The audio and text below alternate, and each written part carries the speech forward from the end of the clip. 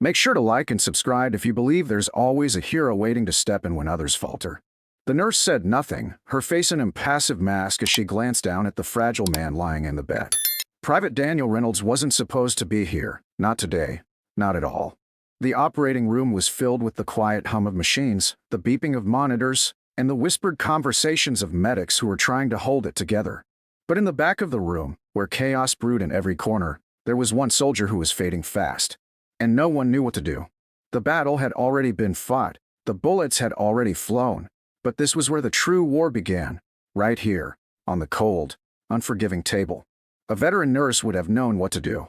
Someone who had seen it all, who had held the hands of too many soldiers as they bled out and whispered their final words. Someone who knew how to fight through the chaos. But instead, there were only young faces, fresh out of training, still too eager to play the role of hero. Private Reynolds had been brought in after an ambush during a recon mission. He'd been bleeding out for over an hour by the time the chopper reached him. A sniper's bullet had torn through his abdomen, and by the time he made it to the field hospital, he was already a ticking clock, his body barely holding on. But they rushed him to surgery, and they started the procedures they thought would save him, cutting, stitching, trying their best to stop the bleeding. And then they hit the wall. Dr. Harris, the young surgeon, fumbled with his instruments, his hands slick with sweat. His nerves were getting the better of him, but he still tried to act the part of a confident leader. He barked orders, directing the nurses to keep the oxygen flowing and the blood transfusions coming. But Reynolds' heart rate wasn't stabilizing. His breathing wasn't getting easier. The blood wouldn't stop. The sound of Reynolds' gurgling breaths grew louder as the medic team scrambled.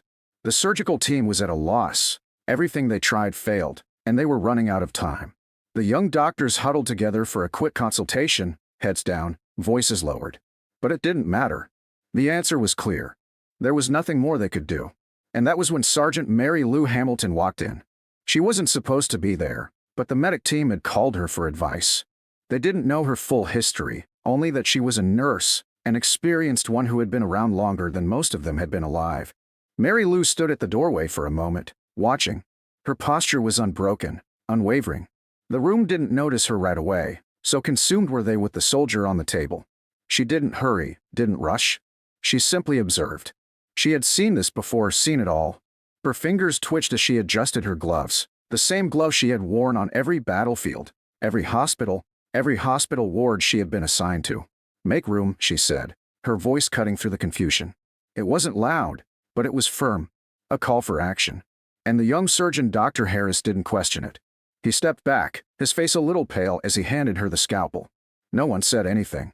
No one dared to. The atmosphere in the room shifted as Mary Lou moved toward Reynolds, her every step deliberate. She didn't waste time with pleasantries or reassurances, she simply took charge. As she took over, the team didn't resist. They had heard the stories of nurses who had saved entire units, who had been through more wars than they could comprehend. But they had never worked alongside one like her. She wasn't just experienced, she was a living, breathing embodiment of everything the young medics had learned from textbooks but never experienced. Her eyes narrowed in focus as she assessed the situation. This soldier would survive, she wasn't giving up. Reynolds' blood pressure was dangerously low. His body was shutting down, but Mary Lou wasn't listening to the alarms or the panic. She moved with methodical precision, working quickly but without hesitation. Dr. Harris could do nothing but watch as she took over the operation, issuing orders without a second glance. A nurse, with decades of combat and trauma care under her belt, knew how to save this soldier. The quiet authority in her actions spoke volumes. She didn't need to explain herself. The soldiers in the room understood this was her domain, her expertise, and they fell into step with her. The young team couldn't help but marvel at the way she worked. She didn't speak loudly, didn't need to. But there was a rhythm to her movements, a grace in the way she stitched the wound, how her hands moved with practiced ease, her touch gentle yet commanding. It wasn't the rush of adrenaline that kept her steady, it was the certainty in her every motion. Mary Lou took charge, checking Reynolds' vitals as the monitors buzzed. She ordered the transfusions to be adjusted, the blood pressure medications altered. The medics watched, each of them holding their breath as the room fell silent. For once, the doctor in charge wasn't the loudest voice. It was the seasoned nurse who had seen it all, seen soldiers like Reynolds bleed out on distant battlefields, who had held their lives in her hands and pulled them back from the brink. Minutes stretched, and the tension in the air was palpable. But finally, something shifted. The machine stopped beeping in that terrifyingly rapid succession, and Reynolds' pulse began to steady. Slowly, the gurgling stopped. His breaths, shallow at first, grew stronger, more regular. The medics blinked, unsure of what to make of it. The soldier was alive. He was going to make it. The operating room, once full of panic, was now quiet, save for the soft sounds of recovery. Mary Lou moved away from the table, her expression calm, her hands still shaking from the rush. But she didn't let anyone see it. She turned back to Dr. Harris and the other medics, giving them a small nod of approval. The job wasn't finished yet, but the worst was over. Private Reynolds was going to make it. The young surgeon, Dr. Harris, watched her walk out of the operating room, the weight of the situation suddenly settling in his chest. He had barely managed to keep it together, but Mary Lou, without so much as breaking a sweat, had saved the day. He wondered who she really was, what other battles she had fought, what stories she could tell. And somewhere, buried deep within Reynolds' things, no one had ever bothered to look at the medals that had been tucked away, medals no one in that hospital had seen before. The ones that had remained sealed since 1972. And when someone finally opened the box, they'd find medals, forgotten by everyone, and a letter signed by a general. The nurse never asked for recognition, but she had earned it. The room where Private Daniel Reynolds had been saved grew quiet after the operation. The young medics and surgeons went about their duties, still shaken by the intensity of the situation. But one of the nurses, Jenna, couldn't shake the feeling that there was more to Reynolds than met the eye. After all, he was just another wounded soldier to them, until he wasn't. Not anymore. His survival was a victory, but something about him felt like it was part of a much larger story, one that none of them fully understood. As she moved past the medical supply closet later that afternoon, Jenna caught sight of something in the corner of Reynolds' things, his bag, a simple canvas sack left beside his bed. Curiosity nudged her. She wasn't supposed to be poking around in personal belongings, but something about the way Reynolds had looked, so distant, as if disconnected from the world around him, called her to investigate. She gently opened the canvas bag and found a worn-out notebook, a couple of old letters, and at the very bottom, a sealed, dark wooden box. Her fingers hesitated as she pulled it free, wiping the dust from its surface. The box was old, much older than anything Reynolds could have been carrying as a soldier in this current war. The brass hinges creaked as she opened it, and what she saw next took her breath away. Inside, nestled carefully in velvet-lined compartments, were several medals, each engraved with the names of battles, campaigns, and countries no one had mentioned since she'd arrived at the hospital. They were medals of distinction, of courage, heroes' medals. The kind you earned for putting your life on the line when others couldn't. But it wasn't just the medals that caught her attention, it was the letter that lay beside them. It was official, dated decades ago, and signed by someone whose name Jenna immediately recognized, General Thomas Connors. This signature was a mark of respect in military circles, a man known for his unwavering loyalty to those who served. Her heart beat faster as she scanned the letter, reading the words that would forever change her perception of Private Daniel Reynolds. The letter was short, a formal commendation, but it held weight beyond anything Jenna could have imagined. It stated that Private Reynolds, or rather Sergeant Reynolds at the time, had been the lead medic during an operation in Vietnam during the height of the conflict. He wasn't just a soldier, he was the medic who saved an entire platoon during one of the bloodiest battles of the war. They had been ambushed, pinned down for hours, with casualties piling up and no one to help.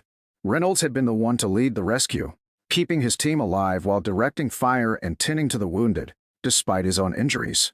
He had kept them alive until reinforcements could reach them, and had been the reason so many had walked away from that battle. Jenna felt a lump in her throat as she read the final lines. For his service above and beyond the call of duty, Sergeant Daniel Reynolds is awarded the Silver Star Medal, with the utmost respect for his actions in the field of combat. She blinked, her mind struggling to process the gravity of the revelation. This was a man who had been a hero, one of the unspoken, quiet ones whose valor had never seen the light of day. All these years, Reynolds had carried these medals, hidden away in the shadows of his life, far from the reach of the world that could never understand the burden of those who served. Yet, no one here had known his name beyond the old, frail man who had been treated like just another casualty of time. But now, standing in the sterile hospital room, Jenna realized the truth. Private Reynolds wasn't just a veteran struggling to live out his final days. He was the man who had led, who had saved. His courage and sacrifice had defined his life. He wasn't someone to be dismissed by the nurses or the doctors who thought his stories were just that, stories. He had lived a life far more extraordinary than anyone had ever imagined. She quickly closed the box, but not without taking a mental note to find Reynolds once more. She needed to tell him that the world would remember him, that the sacrifice he had made all those years ago had not gone unnoticed, that he wasn't forgotten. Meanwhile, across the hospital, Dr. Harris, still in shock from the successful operation, continued his rounds, his mind spinning with the images of Mary Lou's precise handling of the situation. He had barely spoken a word to her after the surgery, and now he found himself standing by Reynolds' bedside once again. This time, he wasn't there to assist with the procedure, but to offer what comfort he could. Dr. Harris looked down at the frail man, trying to reconcile the image of the younger, capable hero he had just read about in the letter with the quiet, withdrawn patient before him. Private Reynolds' eyes were closed, his face still pale from the blood loss, but there was something peaceful about him now. He wasn't the broken man Dr. Harris had first seen. He was something much greater, a man who had lived a life few could ever imagine, even if that life had been hidden away in the folds of time. Jenna found him as the sun began to set, the dim light spilling through the windows. She approached Reynolds with the box in her hands, and this time, there was no hesitance in her steps. She placed the box gently on his nightstand and sat beside him.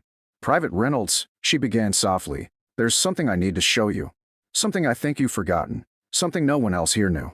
She paused, watching his eyes flicker slightly as he stirred in the bed.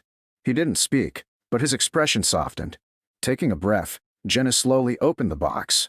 For the first time, Reynolds' eyes lifted fully to meet hers. She saw recognition in them, slow, cautious, but there. "This is who you are," she said gently, her voice trembling slightly. "These aren't just medals. These are your legacy. You saved lives, countless lives. And I think it's time the world knew." The old soldier, for the first time in years, allowed a faint smile to tug at the corner of his lips. It wasn't a smile of pride, but one of quiet acceptance. He didn't need the recognition anymore. He had long ago given up on seeking validation from others. But there, in the quiet of the hospital room, he realized that someone remembered him. Someone had uncovered the story no one else had cared to look for. And that, for Reynolds, was enough. As Jenna stood up and quietly left the room, she couldn't help but feel that the story of this man, the story of the unsung heroes, was just beginning to be told. And this time, it wouldn't be forgotten. The following morning, Reynolds' condition had stabilized. His breath was steadier, his pulse more even, and for the first time in days, his eyes were clear, though still weary. Jenna stood quietly by his bed, the wooden box of medals resting on the nightstand beside him. Dr. Harris, who had come to check on his progress, found himself lingering in the doorway, his mind still reeling from the discovery of Reynolds' past. When he stepped inside, he noticed the medals in the box. The silver star glinted softly under the harsh hospital lights, a stark contrast to the quiet, frail man in the bed. I had no idea," Dr. Harris said, his voice filled with regret and a newfound respect. The revelation about Reynolds had completely shifted the way he viewed the old soldier. All this time, he had seen the man as just another patient, another casualty of time until now. Reynolds, though weak, smiled faintly, his face softening as he met Dr. Harris's gaze. "It's all right, Doc. Some stories are meant to stay hidden," he replied with a quiet, almost resigned strength. "I've lived my life. I don't need the recognition. But those men, the ones I couldn't save, they deserve to be remembered." Jenna, who had been standing quietly beside him, reached out to gently touch the box. "Your story deserves to be known," she said, her voice filled with emotion. Reynolds' gaze softened. "Not my story. Theirs," he whispered. The weight of his words hung in the air. Those men, his brothers in arms, the ones he had fought with, bled for, and lost, his thoughts always returned to them. He had spent a lifetime trying to forget, trying to move forward. But now, it seemed, it was time for those he had failed to live on in the stories that needed to be told. Dr. Harris nodded, understanding now. His role as a doctor had always been to save lives, but this was something deeper. Saving a man's life wasn't just about stopping the bleeding or mending broken bones. It was about making sure their legacy survived. That was something Reynolds had never asked for, but something that had been denied him for far too long. As Dr. Harris turned to leave, he paused at the door and looked back at Reynolds. "I'll make sure your story is told. I'll make sure people know." Reynolds, his voice now a soft whisper, answered with a faint smile, "Don't worry. They'll remember. You'll see." The room grew quiet again, as Jenna sat beside Reynolds, watching him rest. The man in the bed, a once-forgotten soldier, now held a place in the story of many. His survival, and the legacy it revealed, were more than just a medical triumph, they were a victory over years of silence. Reynolds might have been hidden away, buried in the shadows of time, but now, his story would finally shine.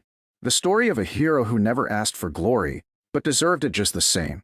And for the first time in a long while, Reynolds could rest, knowing that he wouldn't be forgotten again.